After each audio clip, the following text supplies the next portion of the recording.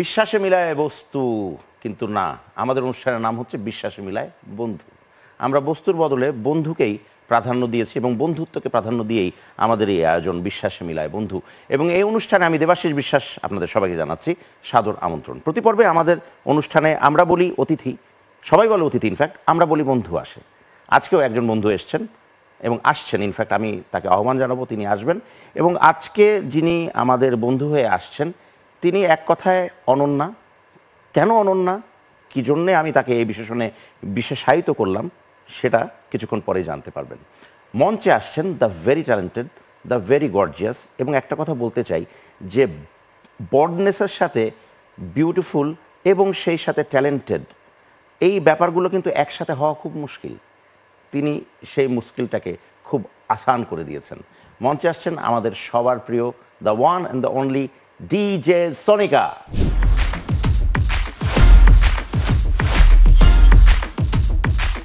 Welcome to our show, my show, your show. Thank you so much for welcoming me and like I'm feeling so special আজকে যে you are like inviting me here and আমরা আজকে গল্প করতে পারবো একসাথে। সোনিকা, আমি যে জিনিসটা প্রথমে বলতে চাই সেটা হচ্ছে যে আমি নিজেই চাইছিলাম যে একদিন আমার এই অনুষ্ঠানে সোনিকা আসুক। সোনিকার সাথে অনেক রকমের গল্প আছে যেগুলো আমরাও শেয়ার করবো, দর্শকদেরকে একটু জানাবো তোমার সম্পর্কে, ঠিক আছে? তো অনুষ্ঠানের আমাদের যে প্রথম ভাগটা, সেই ভাগটা কি সেটা আমি দর্শকদেরকে বলছি, তুমি একটু জেনে নাও। প্রিয় দর্শক, আমাদের আজকের অনুষ্ঠান এবং বরাবরের মতোই আমাদের অনুষ্ঠানে যে প্রথম ভাগটি, সেই ভাগটিতে চলে যাচ্ছি এবং সেই ভাগটির নাম হচ্ছে জীবনের গল্প আছে বাকি অল্প। সোনিকার জীবনের গল্প তো শুরুই হয়েছে, আমাদের চোখের সামনে সোনিকাকে আমরা সোনিকা হতে দেখেছি, কিন্তু সোনিকা ছোটবেলায় এখন যেরকম উচ্ছল চঞ্চল, ছোটবেলায় কি এরকমই ছিল নাকি না চেঞ্জ হয়ে গেছে সোনিকা, নাকি আগে ছিল? ছোটবেলা থেকে আমি অস্থির, একদম দৌড়ি কোথাও গেলে মানে। এবং ফ্যামিলিতে থাকে না কিছু কিছু ক্যারেক্টার যেগুলো যারা ওই ওই আসরে আসলে আসর জমে যায়, তুমি ওইরকমই একটা ক্যারেক্টার। অ্যাবসলিউটলি। আচ্ছা, ভাই বোন সোনিকার কে ছিল, কি কি আছে? আমার অনেকগুলা ভাই বোন।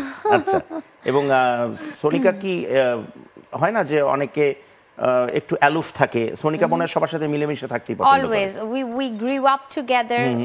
আমরা 13 জন ভাই বোন and like it's a big family and always cousins, khala, fupu, chacha, mama, everyone is coming to the family and you know celebrating all the like special days all together.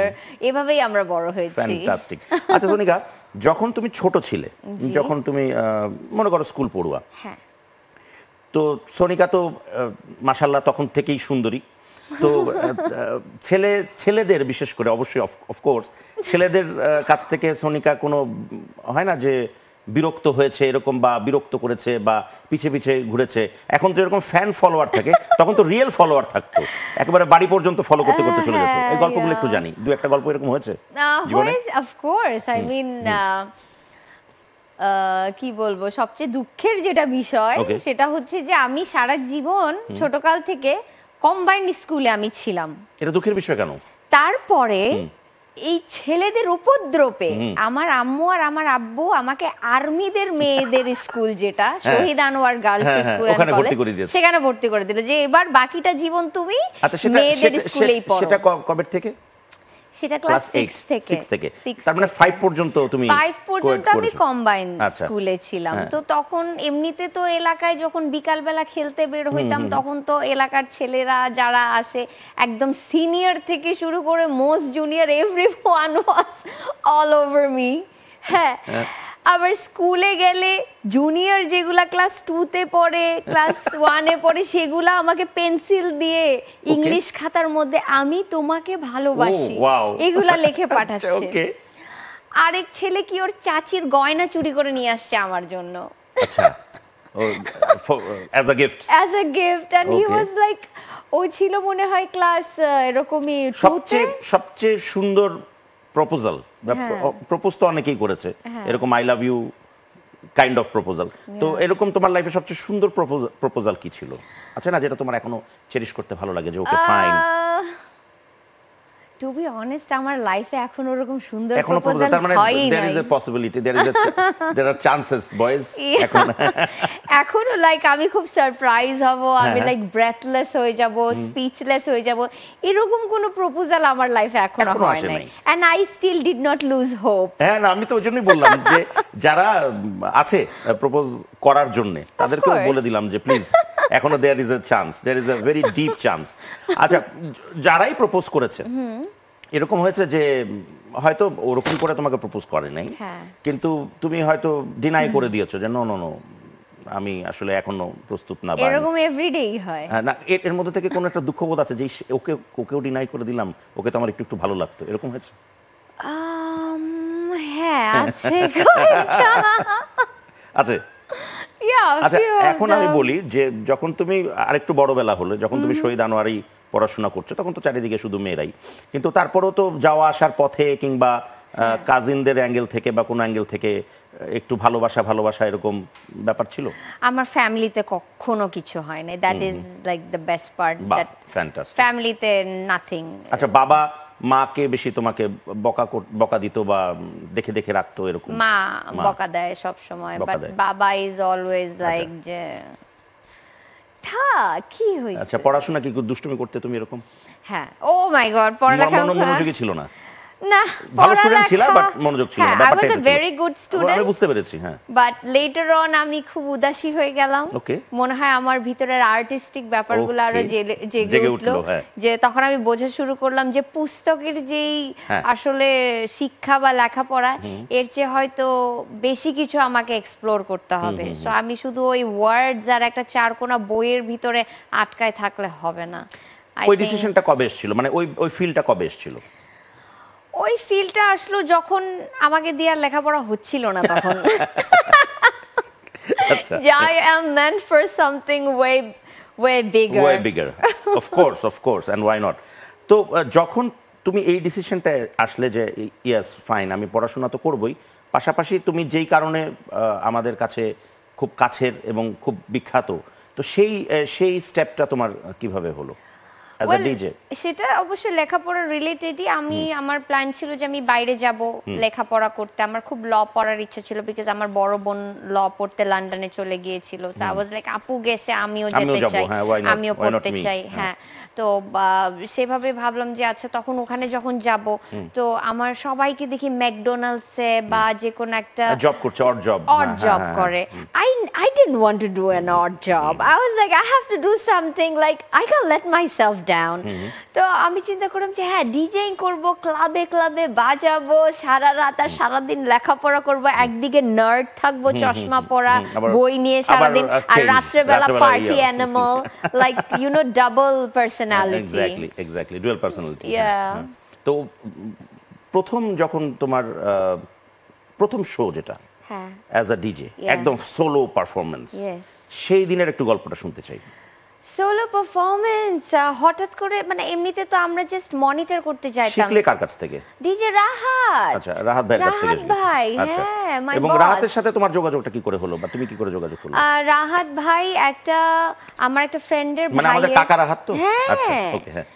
একটা আমার ফ্রেন্ডের ভাইয়ের বিয়েতে বাজাতে গেছিল, তো তখন তাকে হায়ার করার জন্য আমরা একসাথে গেছিলাম। তো তখন রাহাত ভাই রাহাতের বলতেছিল, তো একটা ইয়ে ছিল, ইনস্টিটিউশনের মতো ছিল, গ্যারাজ। এক্স্যাক্টলি, ওখানে তুমি ছিলা? হ্যাঁ, একদম আচ্ছা। প্রথম যখন শুরু করে আচ্ছা। ফার্স্ট ব্যাচে, তখন আমাকে বলল যে এরকম আমি তো একটা ব্যাচ শুরু করতেছি, সো তুমি তো শিখতে পারো চাইলে। হ্যাঁ, so I was like yeah, I want to give it a try. তারপরেই তো হয়ে গেল এইভাবে শেখা। শুরু হলো। হ্যাঁ, শিখলে তারপরে যখন প্রথম হয় না যে প্রথমে তো তোমরা হয়তো 8-10 জন আছে, তার মধ্যে তুমি একজন, ইয়া, কিন্তু একটা দিন এরকম আসলো যেদিন ডিজে সোনিকার সোলো পারফরমেন্স, হ্যাঁ।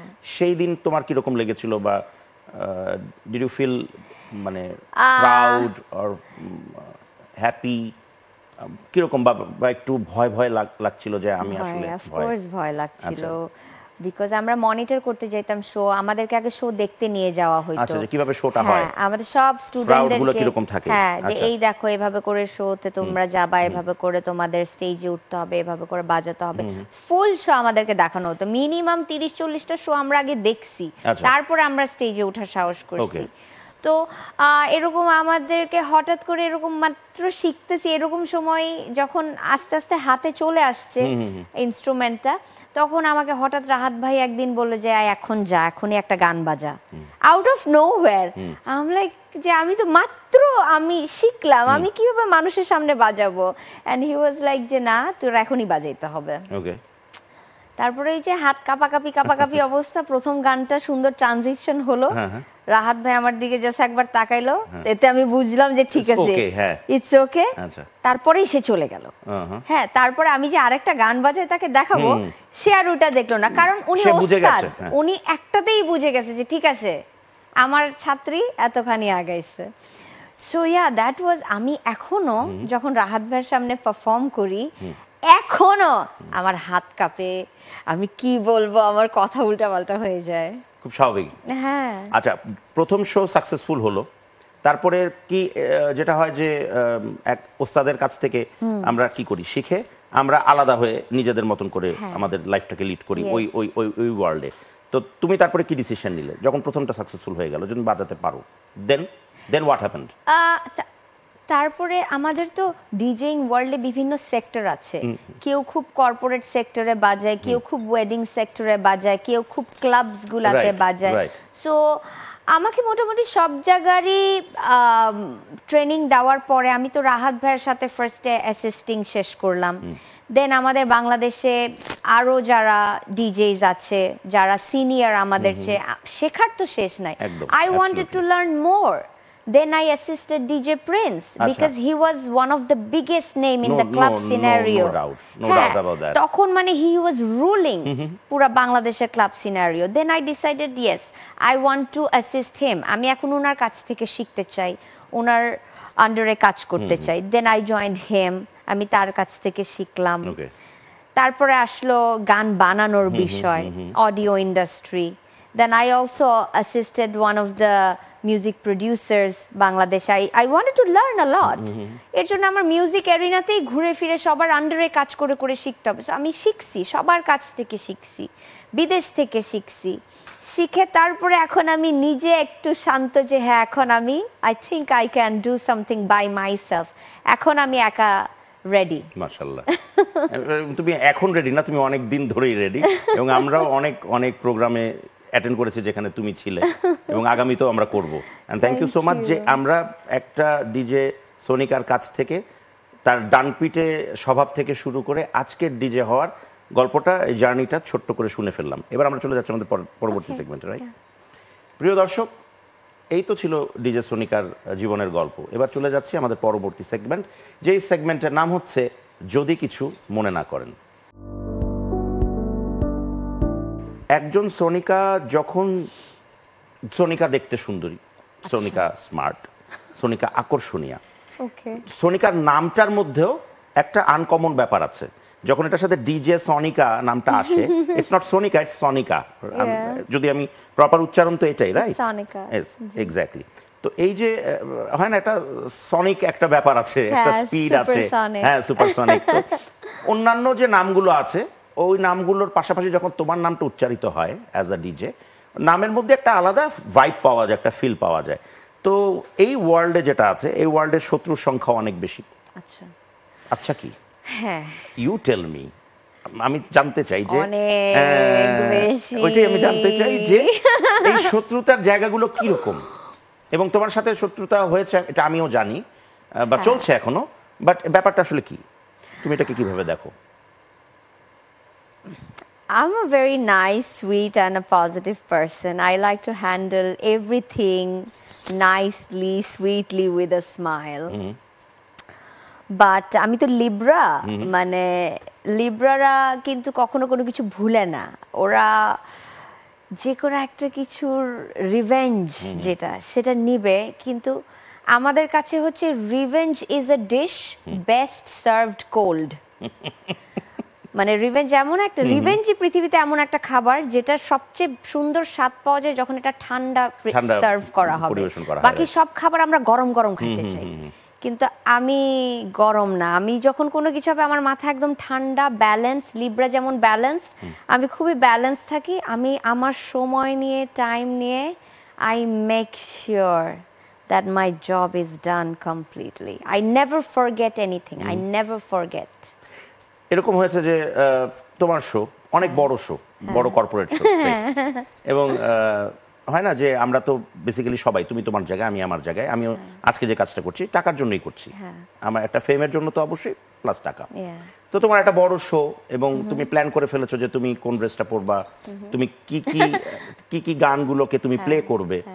তো সেই জায়গা থেকে হঠাৎ করে শুনলে শো হচ্ছে, বাকি যারা আর্টিস্ট আছে, সিঙ্গারসরা যারা আছে, তারাও সব জায়গা মতোই আছে, একজনই চেঞ্জ হয়ে গেছে, সেটা তুমি। এরকম কি কখনো হয়েছিল? সেটা বাংলাদেশের ইতিহাসে সম্ভব না কখনো। আচ্ছা, ওকে, নেভার হয়নি কখনো, হবেও না। আচ্ছা, ওকে, দ্যাট মাচ কনফিডেন্স। অ্যাবসলিউটলি। আচ্ছা, ফ্যান্টাস্টিক। তাহলে এই জায়গাটা হয়নি। তো কিন্তু এরকম কি কখনো হয়েছে যে, হয় না যে তখন ওই শোই হবে না? ওরে বাবারে, গুন্ডির পাশে বসছি। আচ্ছা, এরকম কি কখনো হয়েছে যে ধরো তোমার শো হয়ে গেছে, যেটা আমার ক্ষেত্রে অনেকবার হয়েছে, আমি আমারটা শেয়ার করি। মনে করো যে হঠাৎ শো শেষ হয়ে গেছে, হ্যাঁ, তো যে অর্গানাইজার তাকে খুঁজে পাওয়া যাচ্ছে না, হ্যাঁ, দেশের বাইরে, বিশেষ করে আমার ক্ষেত্রে এটা হয়েছে। উফ, হ্যাঁ ভাই, আমারও। ভাই আমারও। আমার কোন দেশে শো ছিল এটা না বলি, সেটা না বলি। এরকম আমি একটা দেশে গেলাম শো করতে, দেশের বাইরে, ওখানে শোটো করা শেষ, আমি তো অর্গানাইজারকে আর খুঁজে পাই না। আমাকে তো কোনো টাকা পয়সা কিছুই দেওয়া হয় নাই। অ্যান্ড যে আমাদের সাথে অন্যান্য আর্টিস্ট আসছে, ওরা এয়ারপোর্টে নামার সাথে সাথে অর্গানাইজার থেকে নগদে পেমেন্ট নিয়ে নিছে, যে আমি এয়ারপোর্ট থেকে বের হবই পেমেন্ট ফুল নিয়ে। আমার বেলায় কি, আমি ভাবছি আচ্ছা ভাই ব্রাদার মানুষ, আমিও একটা লক্ষ্মী, একটা সুইট একটা মেয়ে, আমার সাথে তো কেউ এরকম কিছু করবেই না। হ্যাঁ ভাই, আর খুঁজে পাই না ওই লোককে, তো খুঁজে পাই না। তারপরে তার কি, সে যখন তাকে খুঁজে পেলাম তখন বলতেছে যে আমাদের তো অনেক লস হয়ে গেছে, এইখানে এইটা হয়েছে, আমরা তো কিছু দিতে পারবো না, আমরা আপনাদের হোটেলে থাকা খাওয়া আর যাওয়ার টিকিটটা দিতে পারবো, আর কোনো পেমেন্টের ব্যবস্থা নাই। কেন নাই? কারণ এই ঝামেলা হয়েছে, এটা আমাদের উপর দিয়ে যাবে, আমরা আর্টিস্ট পেমেন্ট করতে পারবো না। ওখানে আরো অনেক নাম করা রিনোন সব আর্টিস্ট ছিল, আরো একজন ছিল, ওনারও একই অবস্থা হয়েছে। তো তারপরে এখন আমি বলছি যে না, এখন তারা, I don't know what was there plan. তারা ভাবছে যে হয়তো আমি একটু বিপদে পড়ে হয়তো আমি সেই অসহায় নারীর রোলটা প্লে করব। ভাইয়া এখন আমার কি হবে ভাইয়া? আমি তো এরকম না। আই ওয়াজ লাইক যে দিবি না কেন? না দিবি না, না দিবি, আই ডোন্ট, তো এগুলো আমার কোনো কেয়ারই যায় আসে না। I just want to go back safely in my country, because রাত্রেবেলা 2টা 3টার দিকে হোটেল রুম নক করতেছে, একগাদা ছেলেরা এসে, হ্যাঁ, and I was alone in the room and I was like what's going on. হ্যাঁ, মানে তখন তো আমি মাত্র নতুন ইন্ডাস্ট্রিতে, আমি এত কিছু বুঝি না, কোনো এগ্রিমেন্ট সাইন হয় নাই, কিছু না। এরপর ভাই আমি অনেক দিন কিন্তু বাইরের বিদেশে শো করি নাই, অনেক দিন আমি বিদেশে শো করি নাই, একদম আমি ট্রমাটাইজ হয়ে গেছিলাম। I was like I just want to go back home. Even আরো একটা কান্ট্রিতে আমার পাসপোর্টই ওরা গায়েব করে দিছে। That's very bad. I had to suffer a lot bro, I had to suffer a lot in this arena. ভাইরে ভাই, আর আমি তো প্রথম মেয়ে এই সেক্টরে, তো আমি প্রথম মেয়ে, আমার উপর দিয়ে যত ধকল গেছে, সত্যি কথা, কোনো একদিন আমার উপর দিয়ে যে ধকলগুলা গেছে ওইগুলোর উপর একটা সিনেমা বানানো হবে ভাই, সিরিয়াসলি। আমি আসলে পরবর্তীতে তোমার কাছ থেকে এগুলো জানবো, আমার জানার দরকার আছে, কারণ এই প্যাটার্নের সিনেমা হয়ও নাই। তো it could be a very interesting story, যে একটা আর্টিস্ট কিভাবে বিভিন্ন ঝামেলায় পড়তে পারে। আচ্ছা, এই যে যেটা আমরা জানি, যেটা তুমি এইমাত্র বললে, যে এই ইন্ডাস্ট্রিতে মেয়েদের ক্ষেত্রে you are the first one, you are the pioneer one. তো সেইখানে তোমার কোনো হয় না যে অবস্টাকলস, মেয়ে ডিজে, হ্যাঁ, ইজ ইট পসিবল? মানে এই ব্যাপারগুলো কি আসছে না? আচ্ছা, ফার্স্টে আসছে, বাট এখন এভরিওয়ান ইজ লাইক, এখন এর কথা তো আলাদা, এখন তো উল্টা তোমাকে চায়। কিন্তু যখন প্রথম অফারগুলো আসছিল, যে হয়তো একটা প্রোগ্রামে তোমার কেউ প্রপোজ করেছে অফার, যে আচ্ছা ও বাজাবে, তখন প্রোগ্রামের থেকে বা অন্য জায়গার থেকে এই ব্যাপারগুলো কি এসছে, অবস্টাকলস গুলো? প্রথম হ্যাঁ, প্রথমের দিকে সবচেয়ে মজার ব্যাপার হচ্ছে ভাইয়া, আমি কিন্তু বাংলাদেশেই লাইক যে প্রথম মেডি যে তা না, আমি যখন শুরু করি 2006-07 দিকে তখন পুরো ওয়ার্ল্ডেই ফিমেল ডিজের সংখ্যা সংখ্যা খুবই খুব কম কম ছিল। ছিল। হ্যাঁ, হ্যাঁ। সো এর জন্য সামহাও আমি ইন্টারন্যাশনালিও একটা হাইপ পাইছি। যখন আমি বাইরে বাজাইতে গেছি, ওই দেশের ছেলে ডিজেরা এসে আমার দিকে অবাক হয়ে তাকায় থাকছে যে আরে একটা মেয়ে ডিজে বাংলাদেশ থেকে, ও বাজাইতেও জানে, মিক্সও করতে জানে, how is this possible. So এই বিষয়গুলো আমি খুব এনজয় করছি, টু বি অনেস্ট। অ্যান্ড এখন তো ব্রো আর কি বলবো, এখন তো এভরিওয়ান লাইক যে থ্যাংক গড, আল্লাহর কাছে অনেক অনেক শুক্রিয়া যে সবাই আমাকে নিয়ে গর্ব করে, অ্যান্ড সবার সেই গর্বের জায়গাটায় আমি আসতে পারছি।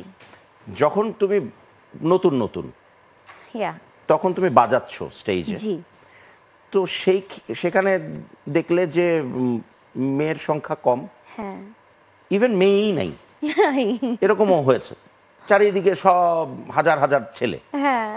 তো ওই সময় কি ডিড ইউ ফেল্ট ইনসিকিউর এরকম বা কিছু, বা এরকম কোনো ইনসিডেন্ট হয়েছিল? বাংলাদেশে ভাই আমাকে সবাই অনেক আদর করছে, প্রত্যেকটা সিনিয়র ছেলে ডিজে, মেল ডিজে, সবাই অনেক আদর করছে যে আরে আমাদের দেশের একটা মেয়ে ডিজে। সেটা তো ঠিক আছে, মানে অডিয়েন্সও মানে ভালোবেসেছে তোমাকে কোনো? হ্যাঁ ভালোবেসেছে।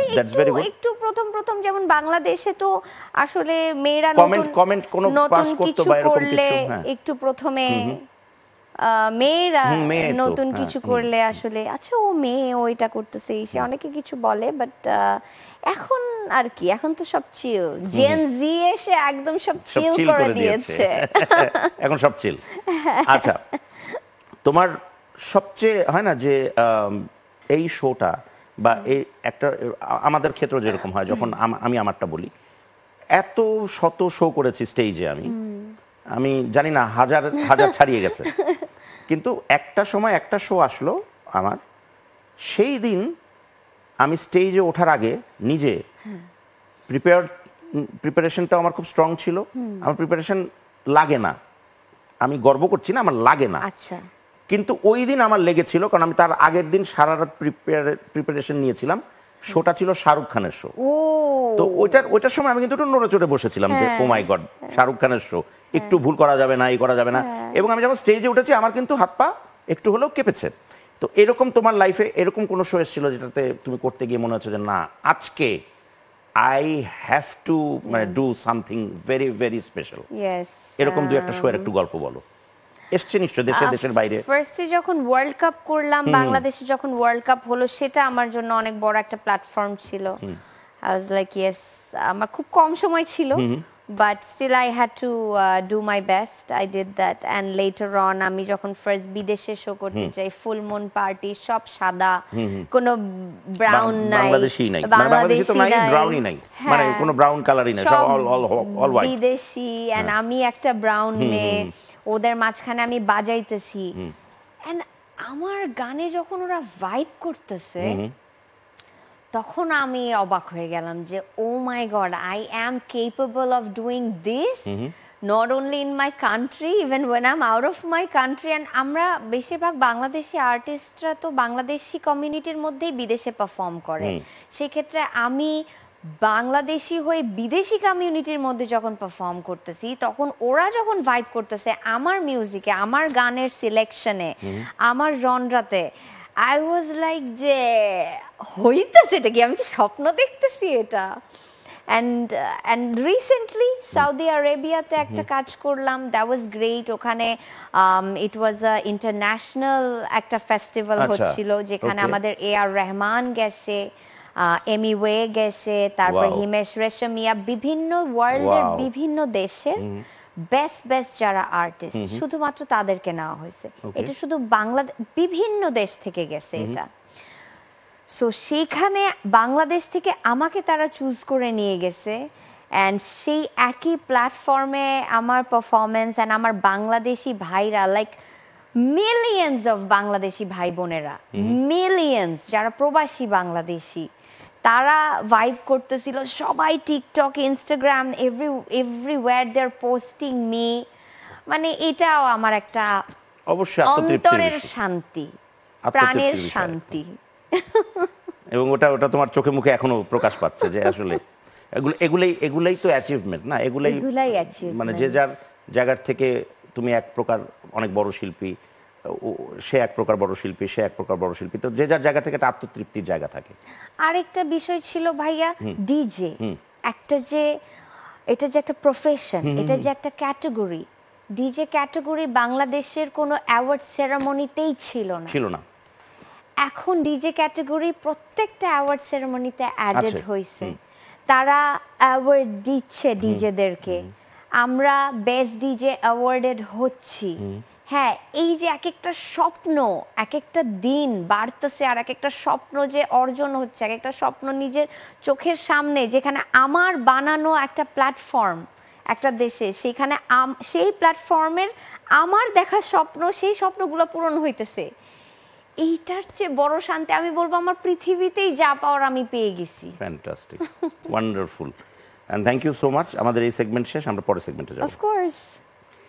প্রিয় দর্শক, আমাদের অনুষ্ঠানের যে সর্বশেষ সেগমেন্ট, সেই সেগমেন্টে এখন আপনাদের অনুমতি সাপেক্ষে যেতে চাই।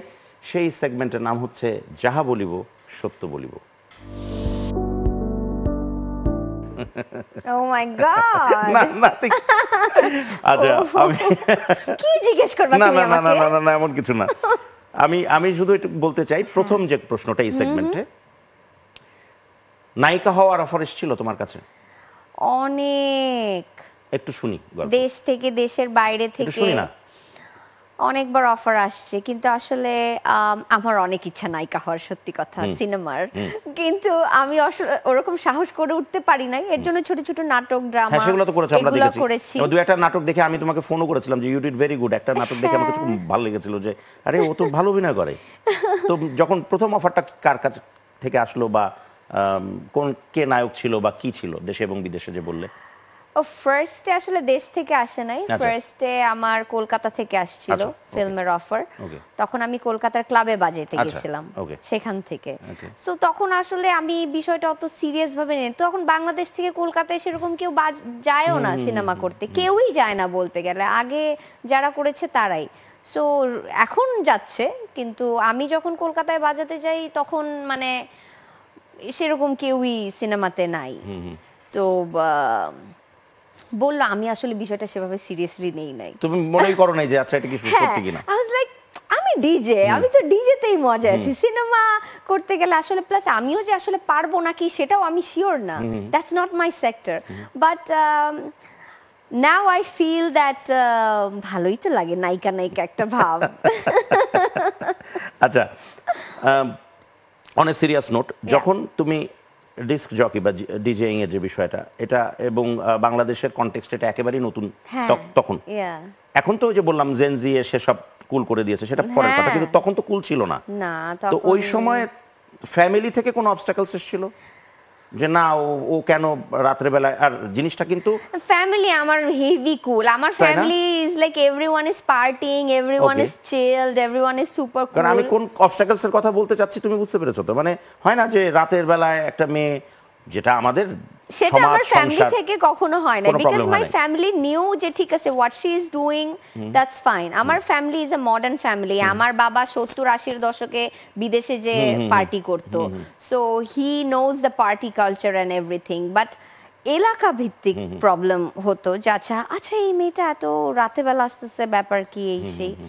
সো তখন যখন তারা বুঝলো যে হ্যাঁ সে একটা প্রফেশনে আছে, তখন দে টুক ইট নাইসলি, বিকজ আমরা একটা ডক্টরেরও রাতে ডিউটি থাকে, একটা নার্সের রাতে ডিউটি থাকে, একটা পুলিশের রাতে ডিউটি থাকে, তারাও মেয়ে পুলিশ আছে। হ্যাঁ, সো প্রফেশনের খাতিরে আমাদের রাত হয়েই যায়। আর আমরা তো বাজাতে যাচ্ছি একটা ফ্যামিলিতে, বিয়ের প্রোগ্রামগুলোই তো রাত পর্যন্ত হয়, মামা চাচা খালা সবাই মিলে নাচানাচি করতেছে। So I am coming from a family, so and going back to my family, so it's fine, family to family. Yeah, এখানে প্রবলেম তো কিছু থাকার কথা না। আচ্ছা, এখন যে জিনিসটা জানতে চাচ্ছি যে তোমার মানে আমাদের যে ইন্ডাস্ট্রি, বা তুমি যেটা ইন্ডাস্ট্রিকে মানে বিলং করছো অনেক বছর ধরে, সেখান থেকে কোনো হয় না যে একটা তো শত্রুতার গল্প শুনলাম, এখন একটু ভালোবাসার গল্প শুনতে চাই। এরকম কি কোনো অফার বা এরকম কোনো সম্পর্কের সাথে সনিকা কখনো জড়িয়েছিল কিনা সেম ইন্ডাস্ট্রি থেকে?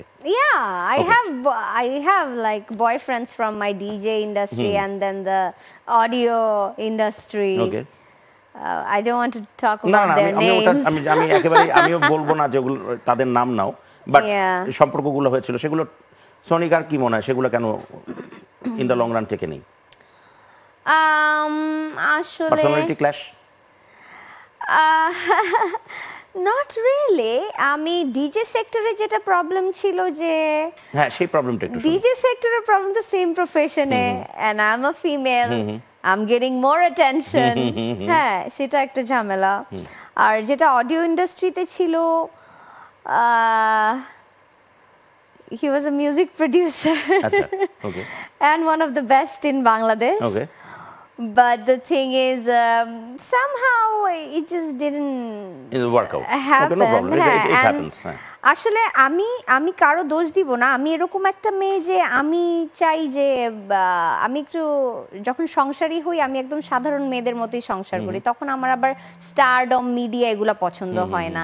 সো আমি মিডিয়ার মেয়ে, আমার যতটুকু মিডিয়ার জিনিস কাঁধে এতটুকুই থাকুক, আবার আমি যেটার সাথে থাকবো ওরও মিডিয়ার আলাদা প্রেশার, ডাবল প্রেশার আমি নিতে পারবো না।